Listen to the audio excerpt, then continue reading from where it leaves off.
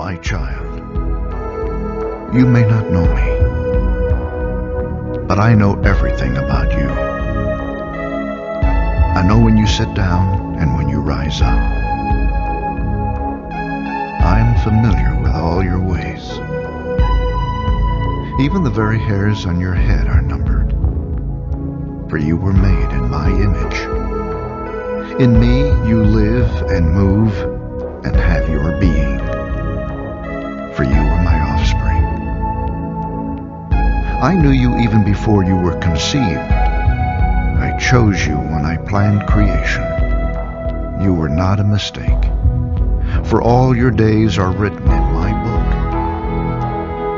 I determined the exact time of your birth and where you would live. You are fearfully and wonderfully made.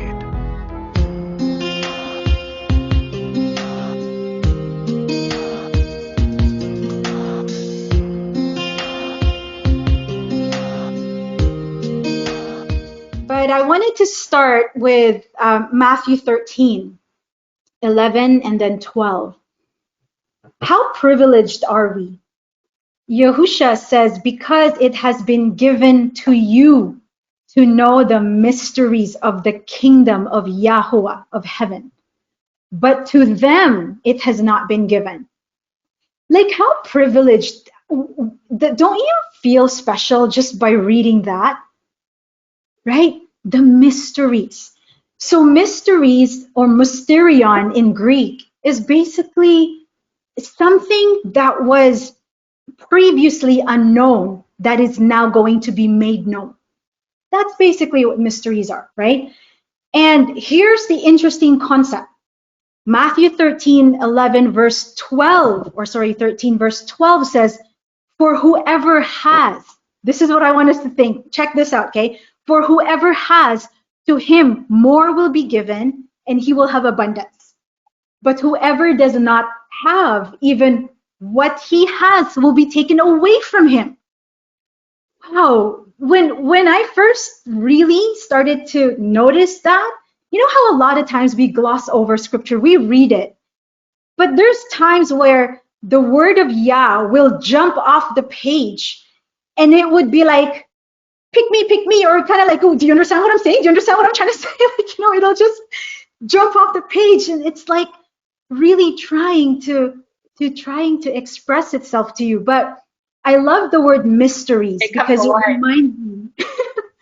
it reminds me of the word mist stories, right? Mist stories. And when I think of mist, I go back to Genesis 2:6, where it says there's a mist that went up from the earth and watered the whole face of the ground. So there's this mist that ascended up from the earth. So mist stories. So if you think about that, and this is going to sort of go into the cloud that I wanted to end with today, right? Yahuah willing.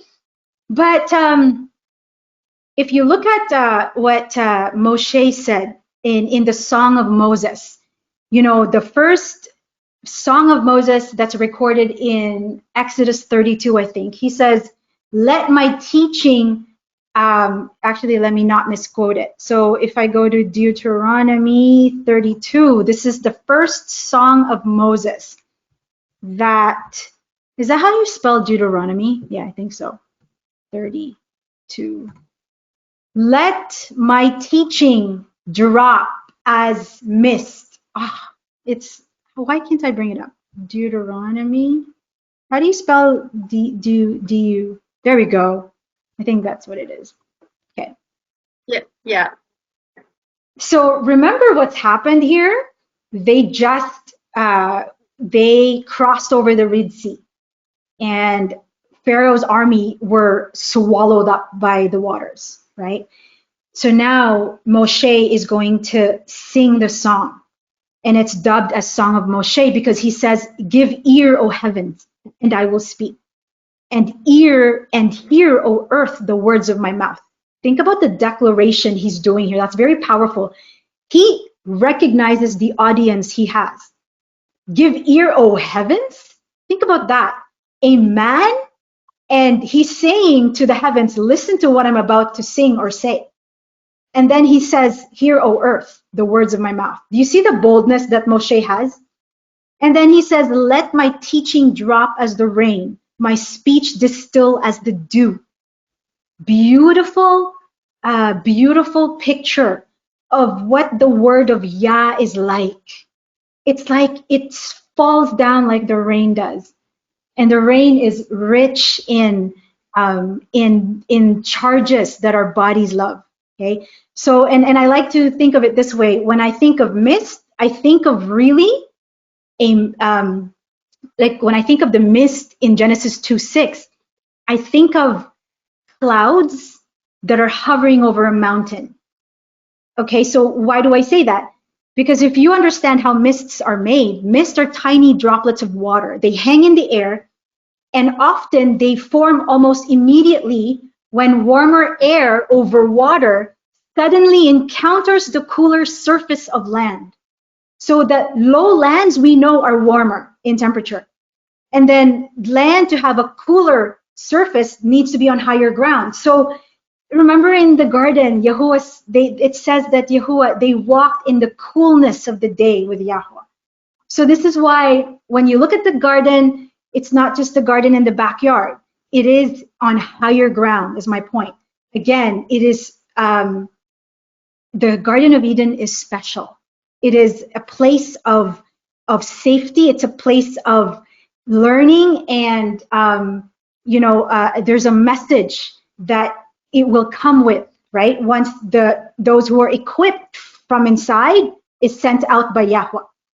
So we know that Yahuah is love, and He really initiated love to us first. And for us to respond to that, how do we do that? And Sister Stephanie did a wonderful job in teaching about the love language in the last Sisters Gathering, right? And so how do we respond to a out of this world Yahuah agape, perfect, supernatural love? We cannot love Yahuah in the way we understand love, because we are limited to human love. We are limited to, like conditional love. Yahuwah's love is unconditional. And outside of Yahusha, we are not capable of loving. We are not capable of loving the way Yahuah loves outside of Yahusha. So because we need to learn how to love Him, He's so loving and gracious that He gave us His commandments. And this is how we prove our love to Him, right? So our souls, the greatest commandment is that we are to love Yahuah with all our heart, soul, and mind, and willpower. So that's free will. We're not robots, right? So when I said earlier that whoever has, more will be given.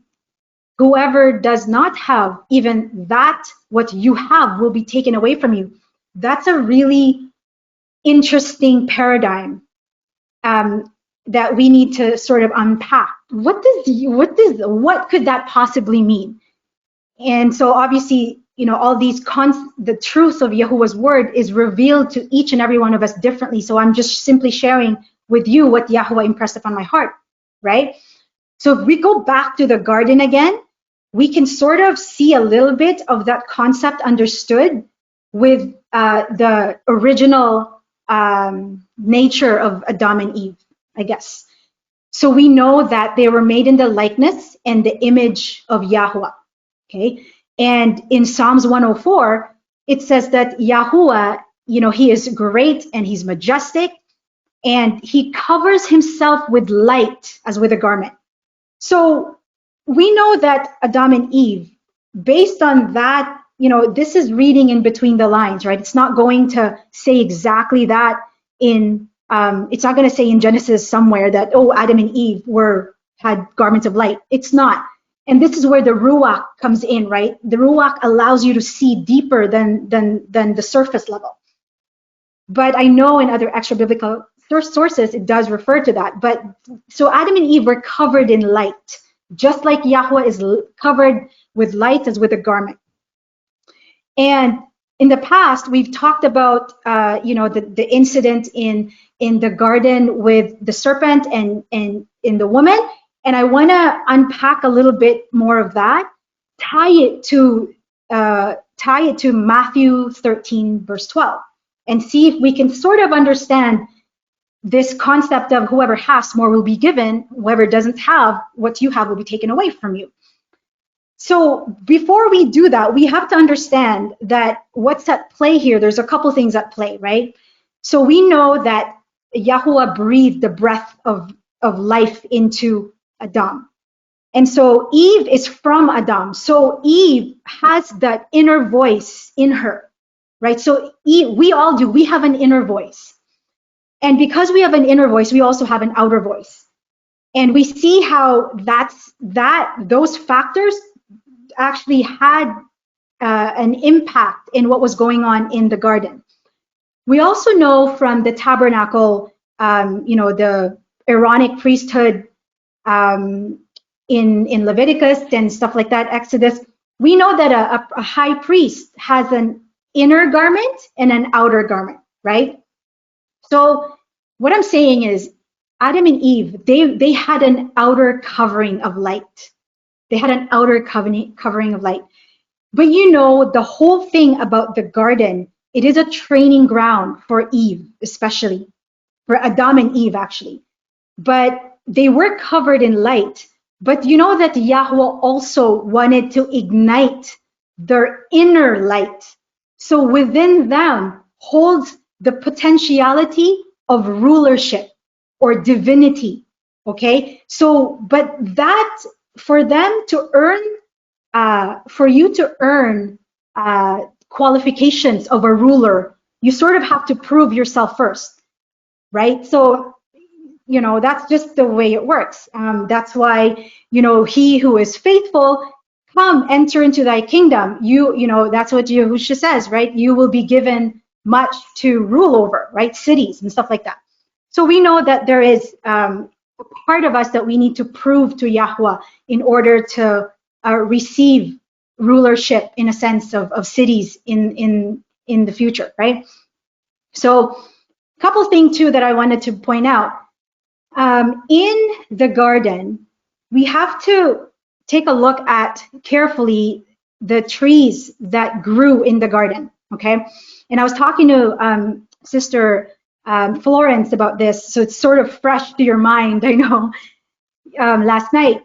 But in the Genesis 2 account, we see that out of the ground, out of Adamah, that word ground there is Adamah. Okay, the difference is in Genesis chapter 1, there's no intimate creation in such a way that Yahuah himself caused the growth of the plants and the herbs. In Genesis 2, Yahuah had, he himself, like he actually did this, because it says here, out of the Adamah, Yahuah Elohim made every tree grow that is pleasant to the sight and good for food. So every tree means every tree. So if there is a tree that's dubbed as a knowledge of good and evil, then that would be included in that category, right? So if that's the case, if Yahuah, there's this tree that he grew that's pleasant to the sight and good for food, why would there this tree be not good for food, if you think about it? Because Eve was told, or Adam and Eve was told, not to eat from that, right? And these are just questions I'm saying, okay? So it goes to the idea of, was the Genesis chapter 3, the event where the dialogue between the serpent and Eve was happening, was that a tempting or was it a testing? So what do I mean by that? Was Eve being tempted or being tested? Now, was the garden, that whole thing? I'd like to say she was being tested. Absolutely. And absolutely, you got it. And these are just ideologies I just want us to run in our head, right? Like, was it an experimental trial to prove a hypothesis? Like, in other words, was Yahuah like, he has an educated guess, he's not sure how it's going to come? Or Was it a trial by fire to remove any impurities that's mixed within the heart of Eve, right? And to your point, Sister Stephanie, James 1:14 says the very thing that you said. So we know that James 1 talks about testing and tempting, right? And you can read that for yourself, but I just want to highlight where it says, this is interesting part where, look at this, blessed is the man who endures temptation. For when he has been approved, and that word temptation there is probably not a good English word. It should be testing, right? For when he has been approved, he will receive the crown of life.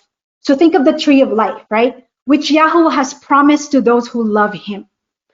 And then it says, let no one says when he is tempted, I am tempted by Yah. For Yah cannot be tempted by evil, nor does he himself tempt anyone. Okay, but this is the key. Each one is tempted when he is drawn away by his own desires and enticed. So what this is really saying is you're gonna fall into temptation if what you're being tempted about is something that it is something that you have in your heart. And I'll explain that a little bit more later on, right? So in other words,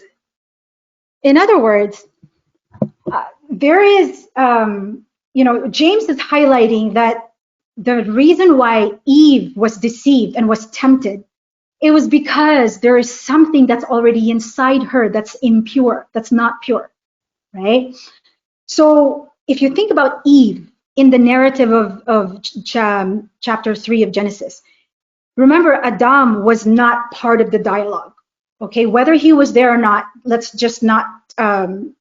table that for another time. But Eve was alone, if you think about it. So and Eve is a type of our soul, right? So Eve represents our own thoughts, our own desires. And we know that the purpose or the goal of Yahuwah is for our souls to be in union with his spirit, right? So had Eve been under the covering of Adam, who is a type of spirit, our desires or her desire would have become Yahuwah's desire, right? So Eve at the garden, she was a woman with a child's heart, and she was being trained by Yahuwah. How do I know that? The scripture says that you have to have a childlike faith to be in the garden, right? So Yahuwah, we know that Yahuwah is consistent with his word. He will teach, children first, right? So Adam or woman specifically was being taught the commands of Yah. But that was being done through Adam, because we know that the commandment was given to Adam, and that was before Eve was formed, right? So what was happening was Eve's belief system was being formed, right? So when you're being, as a child, when we're training our little children, they're basically a sponge. They are open, right? This is why the best training time, we know this, is up until 7-12, right? Because this is the time where they're very open. So her belief system was being formed, right? But the question is, how strong is her belief system when she's exposed to the outside world? Okay, so that's the question. Just like children, when you're being trained at home, you're being told, these are the way of life, my child, my son, my daughter. And how is that truly going to be tested, right? That is going to be tested when the child leaves the house. How is the child going to be trusted with the training that it was provided, right? So what happened with Eve was a time of proving came about, and her decision to obey the word or not, her decision proves whether or not her love is perfected in her and for Yahuwah.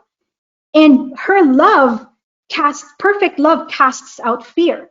So what happens is when the fear that doesn't belong to Yahuwah is cast out, then we are left with a reverence for Yahuwah, right?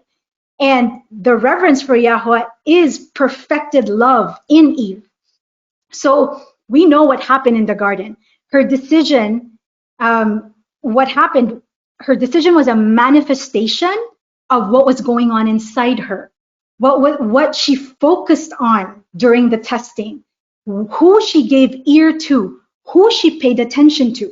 Okay, so when I'm talking about the value of the tree of life, so back up a little bit here. You know how we all, when we were young, we were exposed and we were trained how we were, the type of parenting that we were exposed to and all that stuff. So we were taught that at a young age, even when we're in school and stuff like that, right?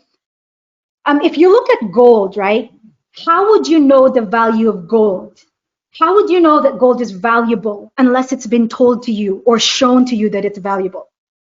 So can you imagine, you're 30 years old and you've never been told about gold. You don't even know what gold looks like, what gold is. So you're walking around, maybe you're on a farm somewhere and you stumble upon this shiny piece of rock. What do you do if you don't know what gold is? You've never been told. So you just walk past it, right?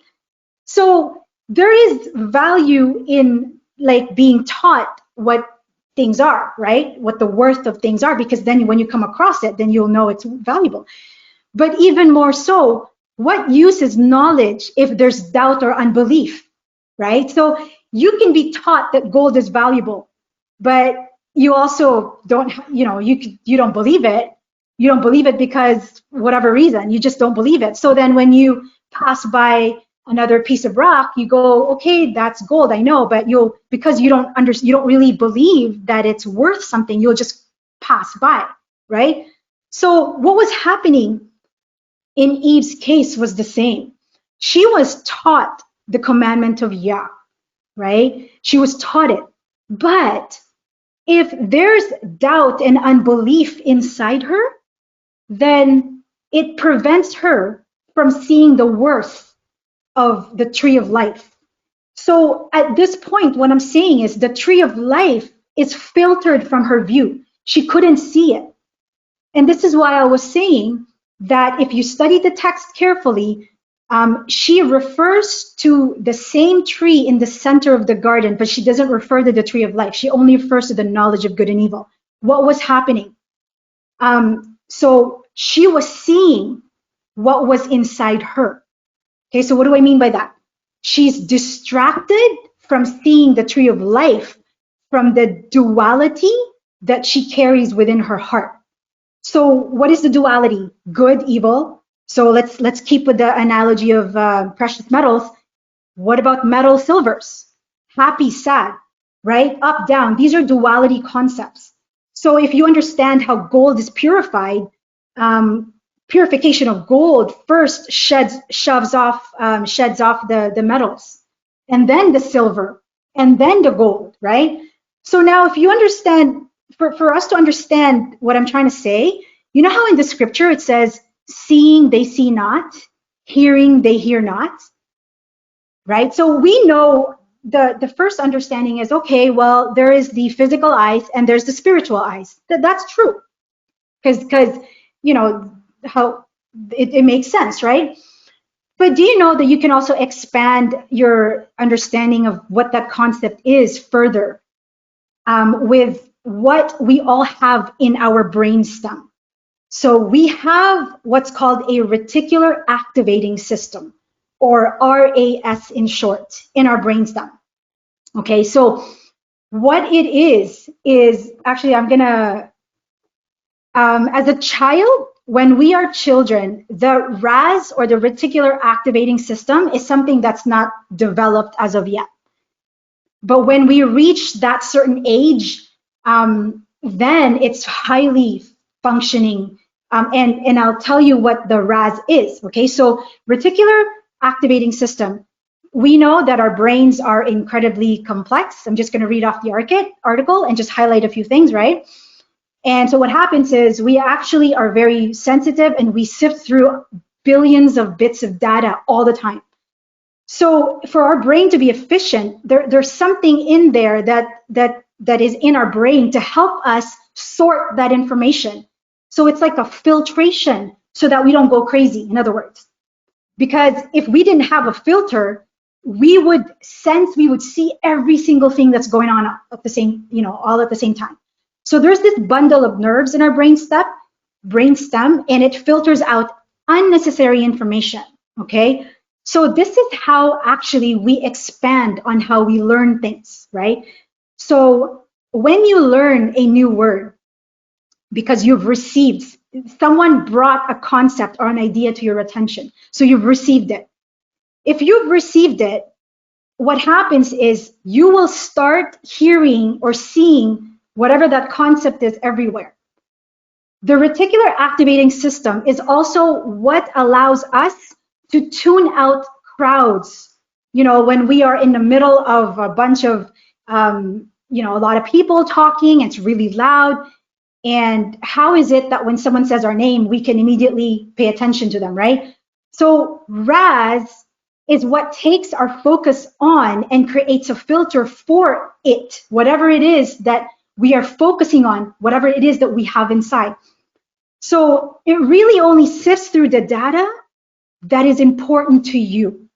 So example, the gold, okay? If you didn't know about the worth of gold, and even if you had an unbelief about the value or the worth of gold, your reticular activating system in your brainstem is going to filter out.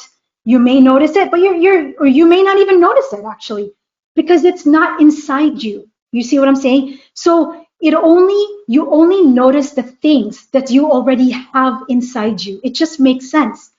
So here's the other thing.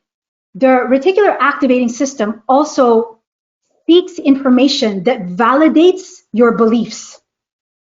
So it really, again, it's a filter it filters the world through the parameters that you give it.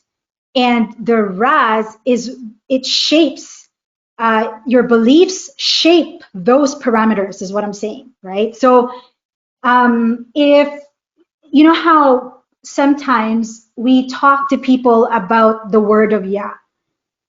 And a lot of times actually with young people, I find that, people especially who are so programmed by entertainment, this is all that they have putting their attention to, how they sort of have this blank stare. And when you talk to them about the things of Yahuah, it's not penetrating through. They don't really understand it. Why? It's because they don't have it within. They haven't received the word of Yah, or they haven't received even a tiny seed of it in their hearts yet. And when they don't have it inside them, they're not going to understand any further revelation about it. Or like what it says here, he that hath, more shall be given, and whoever does not have, even that what you have will be taken away from you, right? So if you look at so going back to the garden story, right? The plan of Yahuah was for Adam and Eve to partake from the tree of life, because the tree of life really establishes their spirituality or immortality.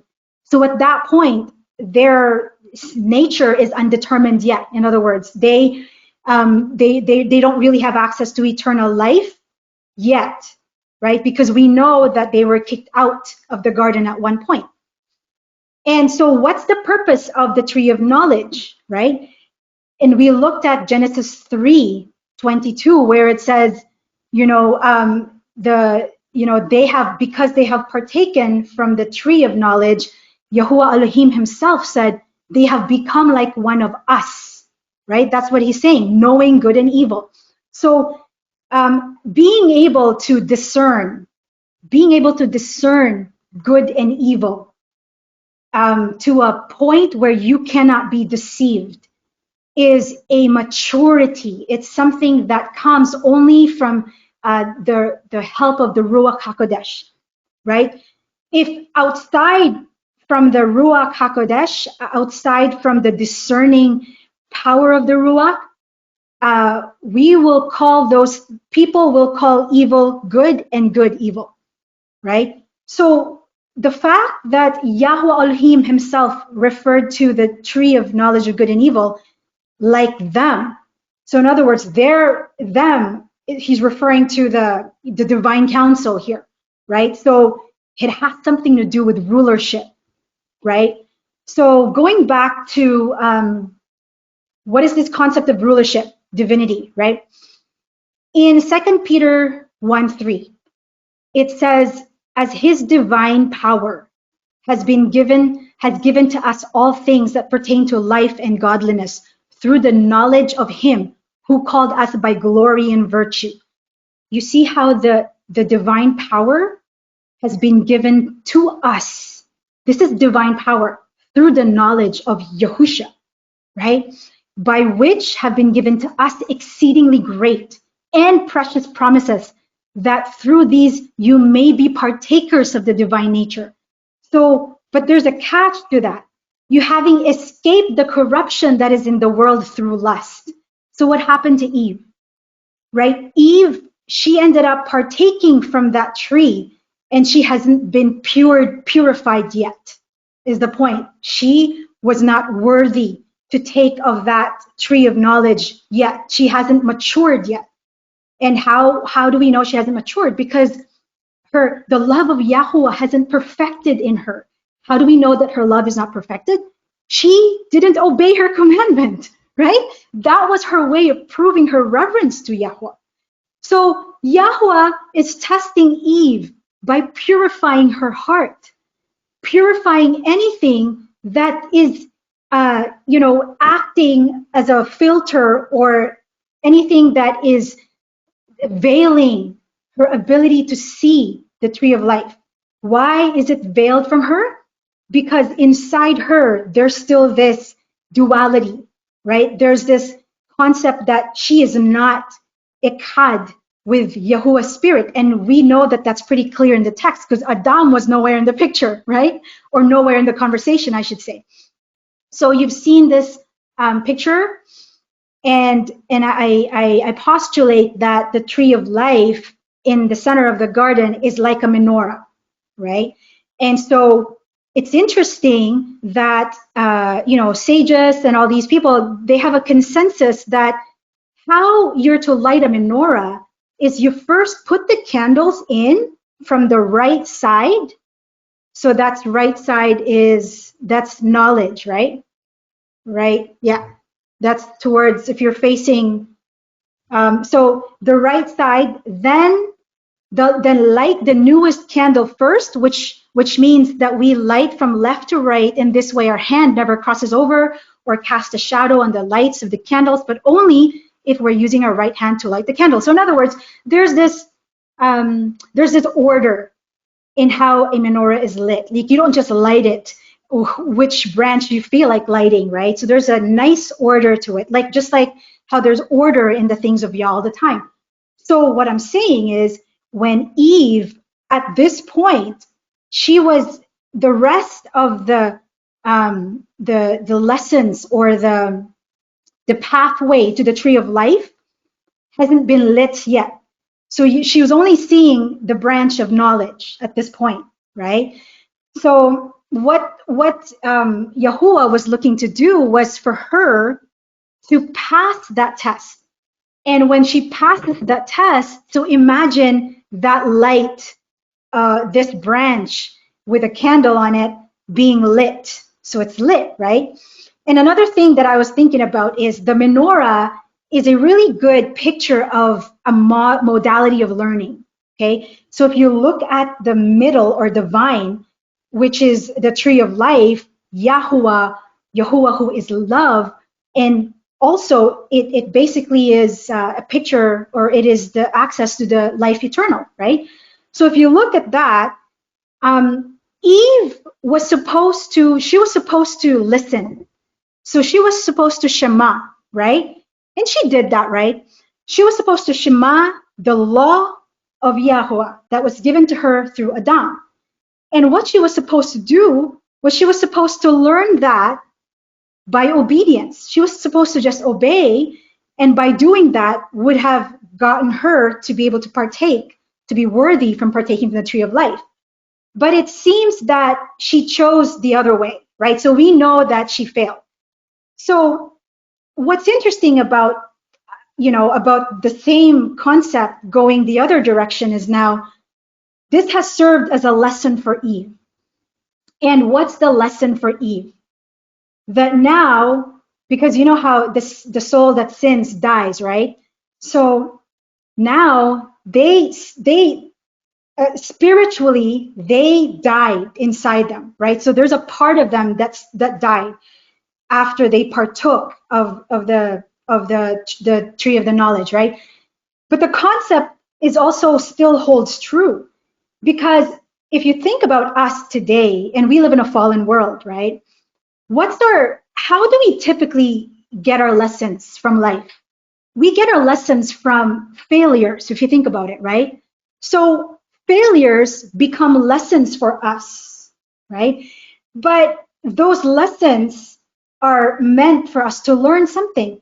And really, how do you now maximize or really bring about the perfect will of Yah in our fallen world today?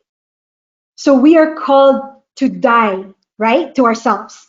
So in other words, before you find life, you have to lose your life first. So he that finds his life will lose it. Who that will lose his life will find it, right? So what I'm saying is, even though you look at the failure of Eve, what's happening there, right, was there's a beautiful lesson that Yahuah is wanting us to see. That even through her failure, that there is still this idea of living, but now, it's sort of like she chose the hard way, right? Now she has to die to self first before she can find life.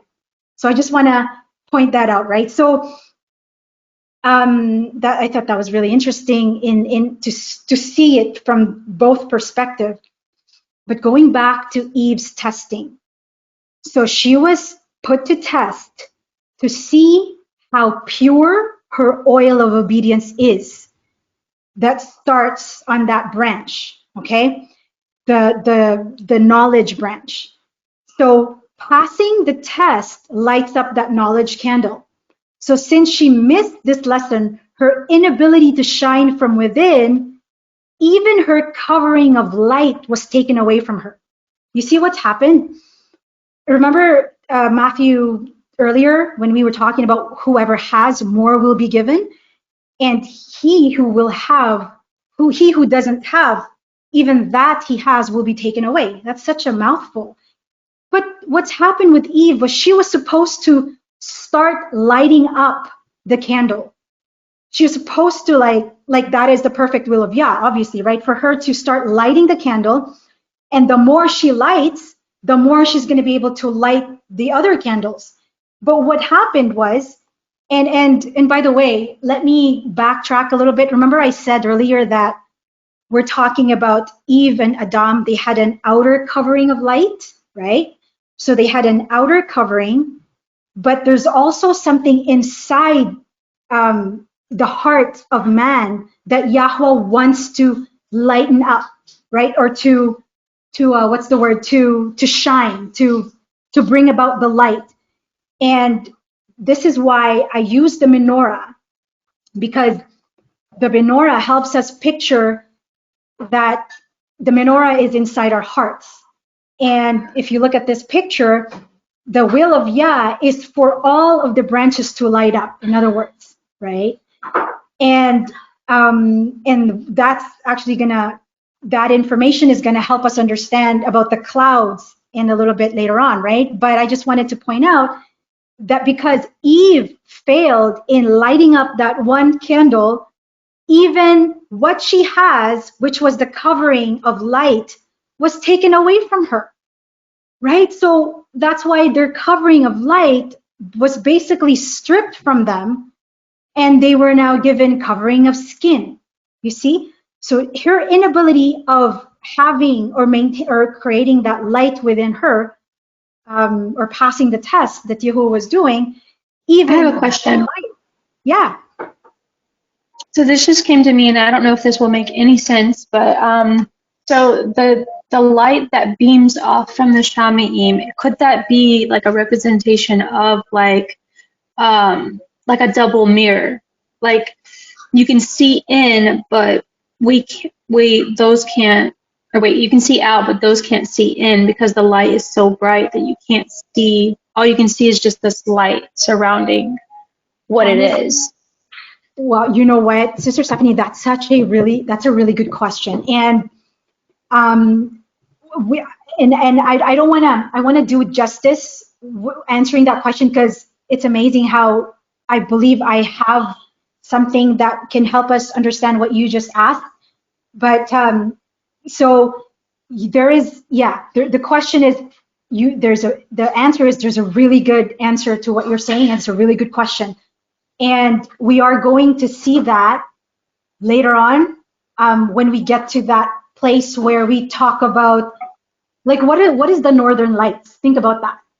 Like, what does the sun emits electrons and protons and helium ions, and what it does is we have an electromagnetic, like a magnetosphere that protects the earth from things that don't belong in the earth, right? So the answer to your question, I think, is gonna, at least a little bit of it, at least, is going to, I think, shed a little bit of light.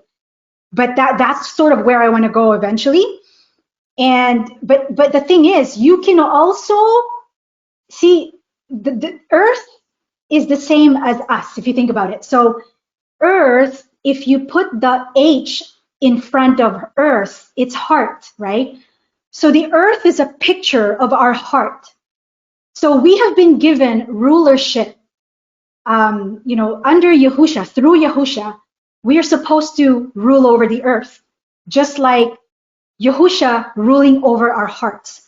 So I guess to your question, there's a part of us that is definitely not visible from the outside. Absolutely. And this is the whole point why we're doing this exercise. What happened with Eve was, on the surface, right, you can see the light that they were covered with. But there's something below them, below the conscious awareness or subconscious, that needs to be one with the conscious. You see? Because when that happens, that becomes powerful. So when the heart becomes one with the brain, or the mind, I should say, when there's brain and heart, mind and heart coherence, there is such an amplification that is so powerful that we really have little understanding of it. And the way I can try to understand that is, your heart emits 5,000 times of electromagnetic signals than your brain. So do you see how, by having echadness of heart or soul and spirit, you see how Yahuah can use that really to, I guess, do a demonstration to the entire universe of what it's like to be humbled and to give yourself to Yahuah, right? Because remember, we started this and said, this is bigger than just the earth. This is bigger than just us, than just Adam and Eve. There's a whole thing that happened, with Satan rebelling, right? So there's a lesson that even the angels were supposed to learn. But going back to what I was saying, Eve's heart is being purified. And what was the purification that Yahuah was using? Really, if it's a picture of what was happening with the serpent. The serpent is Nahash in Hebrew, or the shining one, right? And it's like, it almost represents a testing by fire, because we know that the Satan is a fire being, right? But what Yahuah is doing is, he is wanting Eve, the son of righteousness. And in Malachi, look at this. Malachi says, "For unto you that fear or revere my name, shall the son of righteousness arise with healing in his wings. and you shall go forth and grow up as calves of the stall. So remember in the garden, I postulated before that there's no sun in the garden. The Garden of Eden is not dependent on the sun. Why? Because it was supposed to be, it was the brightness of Yahuah and the brightness of Adam and Eve that was lighting the place up. But more so, the sun, S-U-N, or the S-O-N of righteousness is supposed to arise from within them. Because then that makes them very, very, basically a really good example for the entire angelic realm and mankind, right?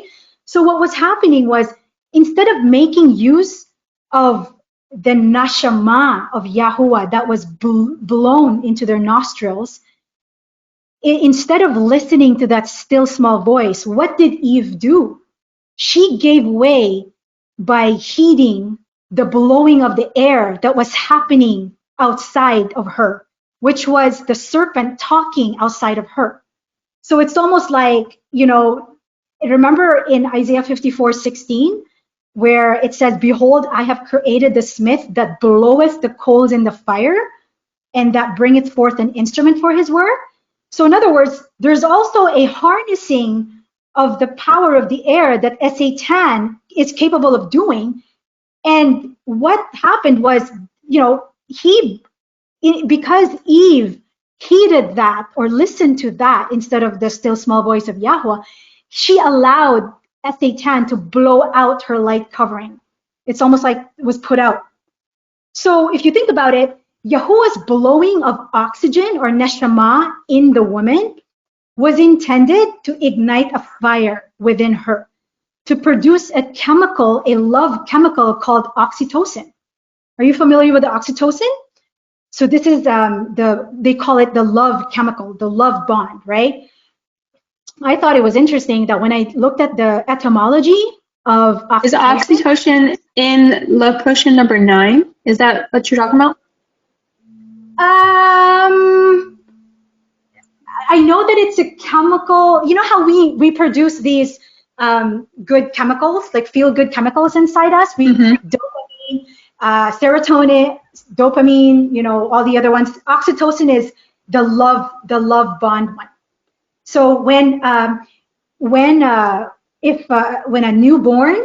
mother and a newborn, when a mother is feeding the newborn on her breast, that connection right there, the feeding from the breast, the eye-to-eye contact, the holding of the baby, it produces this chemical in our bodies called oxytocin. So it's a bond. It's creating a bond between the baby and the mother. And so it's being produced in her, and it's being produced in the baby. And what's interesting as well is also the father. They have done some studies that the father also is producing the same oxytocin during that bonding time. But what I thought was and some other oils or scents they reproduce that same sensation, and they activate that same area of the brain. So in what we would know as love potion number 9, or certain perfumes or certain even essential oils, they activate that part of the brain. If you put a blend of lemongrass, vetiver, and very good point. I see what you're saying. So I forget what the third one is. It does that.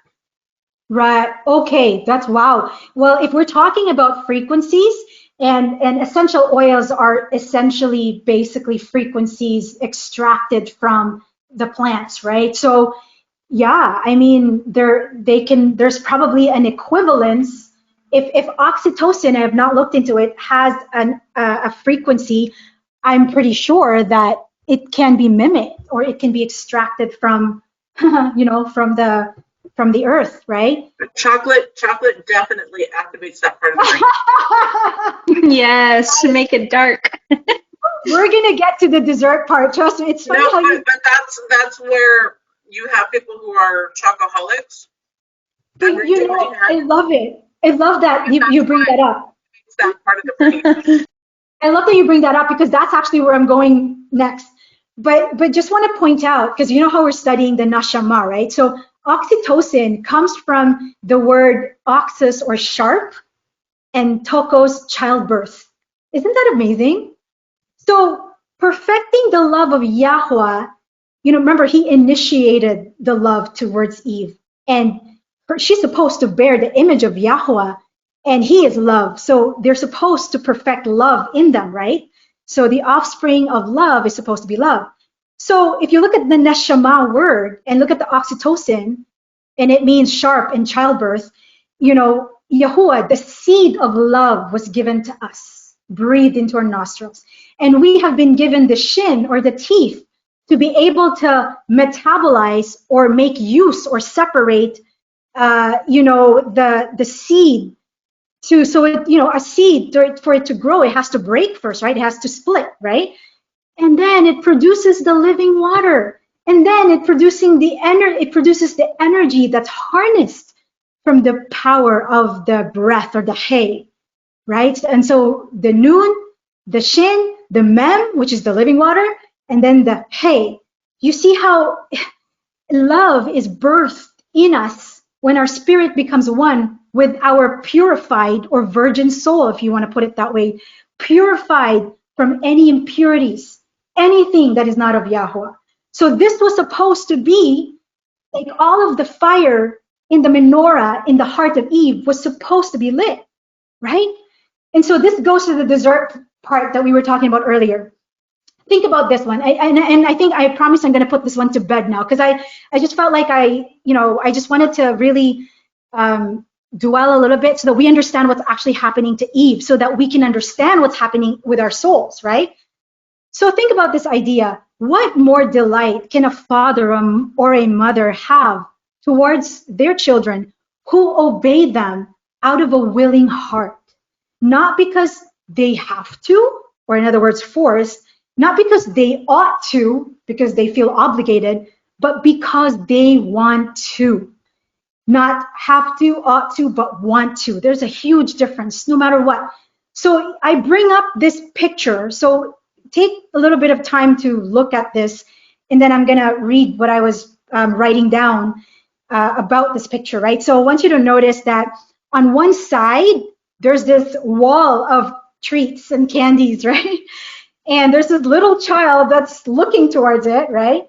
And then you see how in in her vicinity, in what she can see, she see all the other kids are eating, right? And then her dad is there, and there's that don't forget kind of thing, right? So he's telling her something not to forget. But at the same time, there's this wall, Carrie. There's this wall of partition that prevents the child from seeing what's on the other side of the place, which is, as you can see, it's a beautiful meal, right? Okay, so just imagine that for a second, and then now I want to bring this to your awareness, okay? So for example, you've been called to have dinner at the king's table, but at the front entrance, there's this massive 2 shelves full of candy treats. Now, you clearly hear your dad. When you arrive, your dad tells you, okay, don't eat any of the candy, okay? And so your mouth is starting to, you're looking at this whole thing, and your mouth is starting to salivate. You're looking at the enticing colors, you're smelling these treats, and your eyes are fixated to these treats that you're looking at. And to a point where you hardly notice your dad telling you that he'll be right back. So the dad leaves the scene. And at this point, you don't even know why he left. Maybe he went to the washroom, or maybe he forgot his wallet, or whatever. But you're so in tune to what was going on around you. You see these other children taking from the shelf freely, and you see an adult chewing on some kind of gum, whatever, and notices your fascination towards the treats.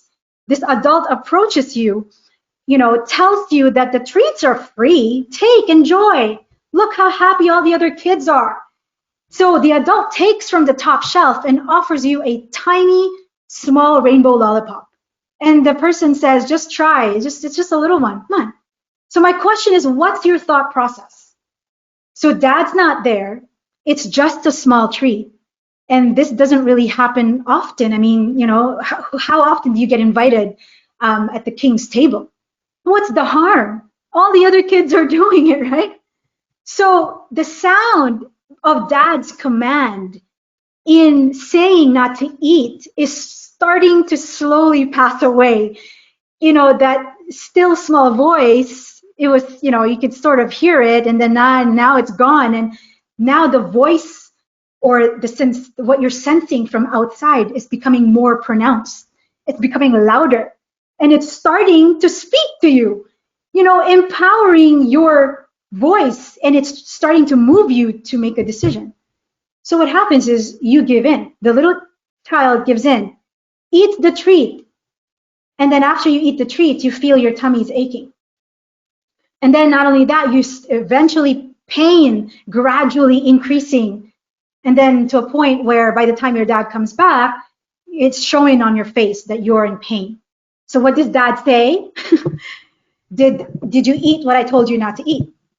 You see, from the point of view of the child, she didn't know that the two shelves that was covering that was full of treats were simply, it was like a door that need to be opened. And when you open that wall of partition, now what awaits that child and the father is that healthy meal that is beyond the child's ability to see, right? So now because of that, the father's like, you have a tummy ache, you're not gonna, let's go home kind of thing, right? So do you see the point I'm trying to say? If the child had, despite of what she saw, despite of her inability to see what was going on on the other end, really proves her maturity, her love for her father. Like, do you see my point? So this is what we're all, by faith, not by sight, even though she couldn't see, right? And had she maintained focus on that still small voice of her father and just waited a little bit longer, and completely given over to the command of the father, regardless of how busy the surrounding was, she wouldn't have the lust of her flesh take over, right? So in other words, what was going on in the little child is also, we know children, like, we don't get tempted from things that we don't have struggles with, is my point. Like, for example, if I have a very strong foundation and a very strong position or disposition when it comes to, like things like, I don't know, like, I'm just going to say like pornography or whatever, I don't have a struggle with that. So I'm not going to get tempted because I don't have it inside. Do you see? So fruit is nature's candy. So there's a reason why fruits only come in season. Just because it's made available all year round, it doesn't mean we should eat it. There's a time and season to it, right? So point being is the tree of knowledge of good and evil, or, Eve was seeing that because that's what was inside of her, right? There's something in her that's giving her the duality, and so of perceiving that. And my point is there anything wrong with eating candy, right? Well, obviously, that's probably a really bad example because candy we know is made up of really bad sugar. But let's take fruit for a second. There's a reason why there's times where the earth lays dormant and it doesn't produce fruit. Just because we go to the store and we have access to apples that was exported from oranges from Florida, honestly, it doesn't mean you're supposed to eat it. And the reason for that, and you can go into studying that, is because it actually impacts the circadian rhythm of the body, because the fruit from Florida is receiving its nutrients and stuff like that from the sun and the elevation and everything that is in Florida. but we are here. So when we're here, our sun here is different. You know, so when you partake of, exported food, in other words, and again, that's another tactic of, trading, right? It actually does it changes the signatures of your circadian in a very subtle way, right?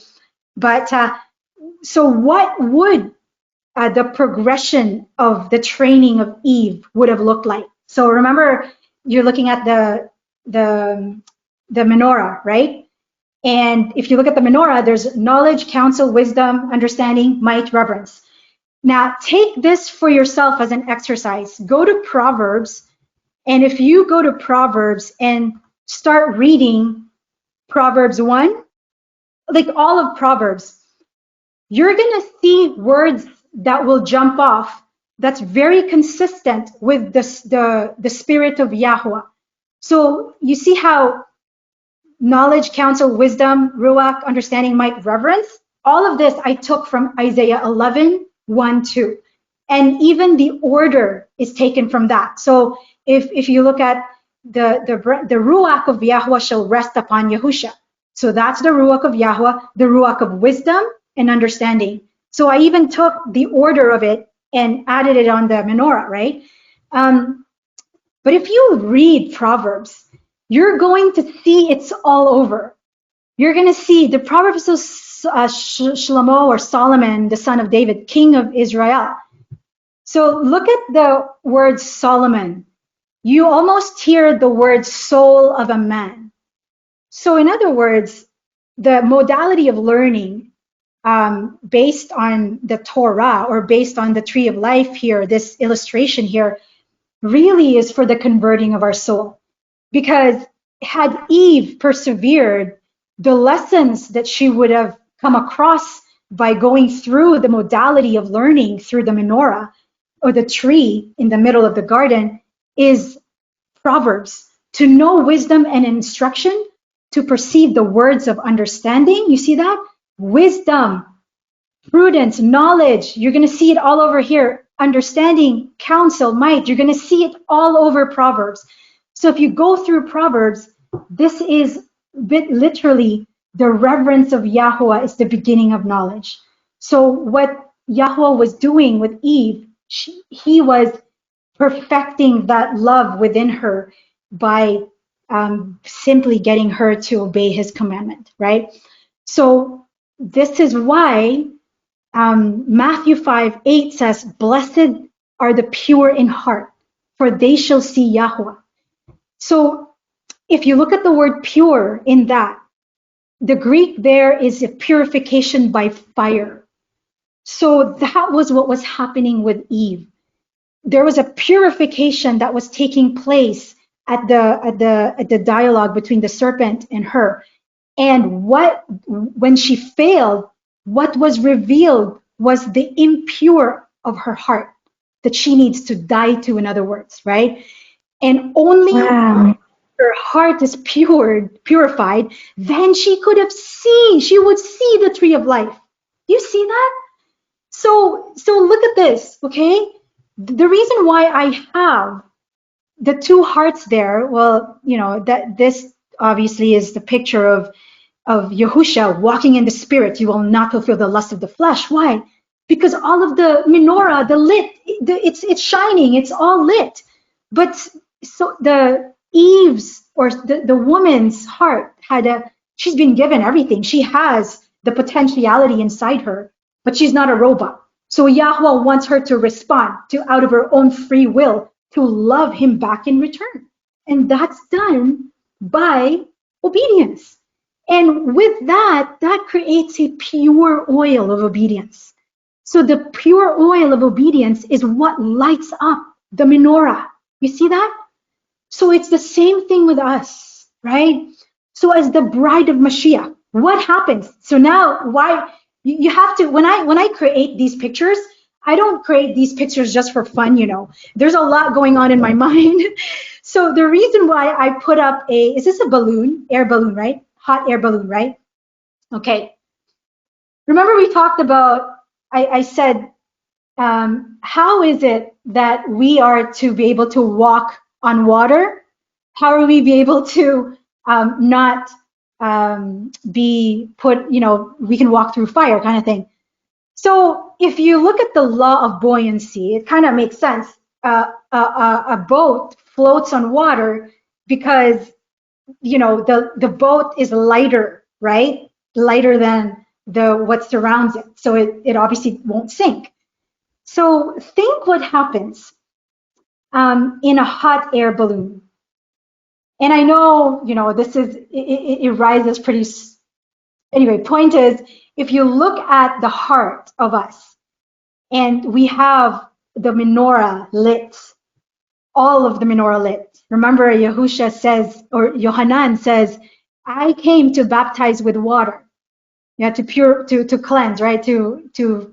But Yahushua, has come to immerse or to baptize with the ruach and fire, oxygen and heat. What happens with the combustion of fire? There's the aspect of oxygen and heat and the fuel, right? The oil. So if we light up the menorah, the Yahushua, if we are fully activated and walking in the spirit and immersed in the spirit of fire and ruach, what happens is we, just like a hot air balloon, right? What happens is hot air is lighter than cool air. So that's why hot air rises. You notice that? So what happens is, you see the picture? Okay, am I saying that we're going to be like a hot air balloon? No, what I'm saying is the concept is there. And it makes sense. The principle behind, what does Yahushua mean when he will immerse us in fire and spirit? Could it have something to do with the Ruach or the Yahushua in us? Could it have something to do with purifying our hearts so that we are totally going to be lighter? The things which you learned and received, and heard and saw in me, these do, and the God of peace will be with you.